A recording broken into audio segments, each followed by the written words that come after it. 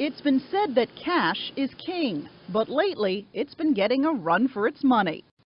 It's called Bitcoin. Despite its name, you can't hold it in your hand. It's a digital form of money that only exists in cyberspace, sent globally from one computer to another.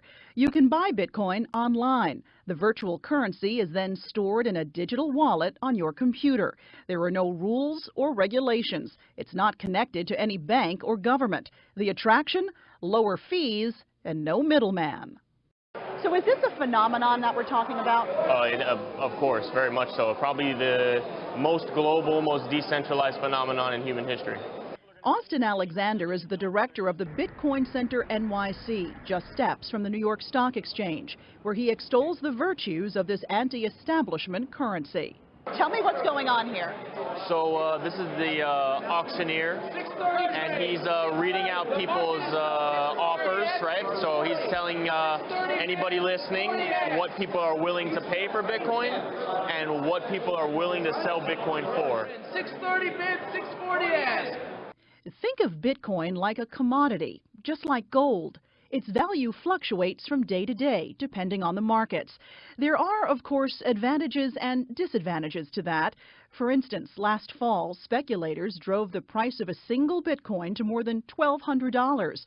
But in recent months, the price has plummeted to half that, due in part to the bankruptcy of the world's largest Bitcoin exchange, after nearly $500 million in investor money vanished.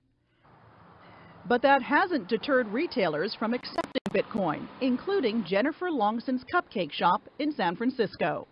Low transaction fees, ease of use, it transfers into my account seamlessly. Take a picture Take of a the picture. barcode. I got just a little bit, get the whole thing in there. Here we go. Okay. Came right up. Great. Now And press send payment. Send payment. Okay. It takes just a few seconds. Sending transaction. There you go. And there Payment. it is. And big businesses are getting in on the action too. Now you can use Bitcoin to shop on Overstock.com, to buy a ticket to space on Richard Branson's Virgin Galactic, or go to an NBA game. There's talk Netflix may be next. I have here some Monopoly money. That's right. What's the difference between Bitcoin and Monopoly money? This has a physical presence. This is real. That's true. We're already ahead of the game. Paper. Nobel laureate Robert Shiller is a professor of economics at Yale University. But I guess if you and I both agreed it had value, and we had enough people to agree that it had value, could it be a payment system? Yes, it is. And by the way, Bitcoin is a payment system, and it is a form of money. It has succeeded. It has value, and people are buying and selling with it. But Shiller says he doesn't expect that to last. Well, I don't actually think that Bitcoin has a long future. Bitcoin came as a big surprise. I don't think of it as the new world. It's not the last. There's going to be lots of other innovations. And ultimately, the way we do commerce is likely to change.